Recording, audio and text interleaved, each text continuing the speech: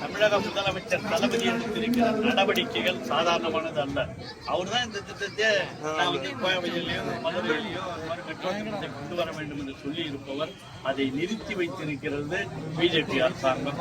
அதை கோவைக்கு வந்திருக்கிற பொழுதே பிரதமர் அறிவித்திருப்பாரே. ஆனால் அவர் சொல்றதெல்லாம் அங்கே ஏதோ கொஞ்சம் நியாயம் இருக்கிற மாதிரி அர்த்தம். ஆனால் தமிழக முதல்வர் சொல்லி இருக்கிறார், போராடி நாங்கள் வெற்றி பெறுவோம் என்று சொல்லி இருக்கிறார். அவர் வெற்றி பெறுவார் என்பது நிரூபிக்கப்பட்டிருக்கிற காரணத்தினால் இவங்கெல்லாம் முன்கூட்டியே அதை சொல்லிக் கொள்கிறார் தவிர வேறு ஒன்றும் அல்ல. தமிழக முதலமைச்சர் தளபதி அவர்கள் நிச்சயமாக எதையும் போராடி வெல்லக்கூடியவர் என்பது தெளிவாக தெரியும்.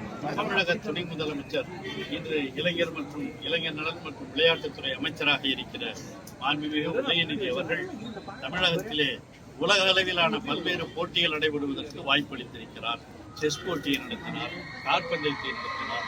அதுபோல பல்வேறு போட்டிகளை உலக அளவில் நடக்கிற போட்டிகளை எல்லாம் தமிழகத்திலே வரவழைத்து நடத்துகிற ஒரு பெருமை நம்முடைய தமிழகத்திற்கு உண்டு. அதையெல்லாம் மீட்டி தந்தவர் தான் நம்முடைய தமிழக துணை முதலமைச்சர், நம்முடைய விளையாட்டுத்துறை அமைச்சர் மாண்புமிகு உதயநிதி ஸ்டாலின் அவர்கள். அந்த அடிப்படையில் தான் விழுப்புரம் மாவட்டத்தை பொறுத்தவரையில் எப்பொழுதும் இது விளையாட்டிலே சிறந்து விளங்கிய மாவட்டம்.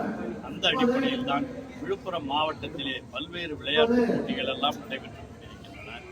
குறிப்பாக சொல்ல வேண்டுமானால் என்னுடைய குடும்பத்திலே கூட இருப்பவர்கள் எல்லாம் விளையாட்டு வீரர்களால் தான் நடைபெறுகிறார்.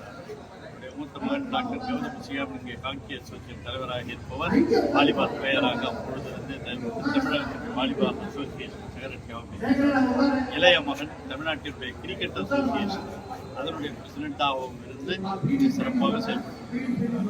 ஆகவே நம்ம ஒவ்வொரு குடும்பத்திலேயும் நாம் கல்வி பயில்கிற பிள்ளைகளை எல்லாம் அவர்கள் விளையாட்டு வீரர்களாகவும் ஆக்குகிற முயற்சிகளிலே தமிழக முதலமைச்சர் அவருடைய ஆணையின்படி எல்லோரும் சிறப்பாக விளங்க வேண்டும் என்று குடும்பத்திலே இருக்கிற பெற்றோர்களுக்கெல்லாம் என்னுடைய அன்பான வேண்டுதலை இந்த நேரத்திலே தெரிவித்து, கல்வியும் அதே போல கல்வி பயில்கிற பொழுது விளையாட்டும் இளைஞனுடைய வளர்ந்தால்தான் அவருடைய மனம் தளர்ச்சி அடையாமல் சிறப்பாக வளர முடியும் என்ற உணர்வோடு தமிழக முதலமைச்சர் எடுத்திருக்கிற இந்த நடவடிக்கைகளுக்கெல்லாம் இந்த விழுப்புரம் மாவட்டத்தின் சார்பாக என்னுடைய உடமார்ந்த நன்றியை சொல்லிக் கொண்டேன்.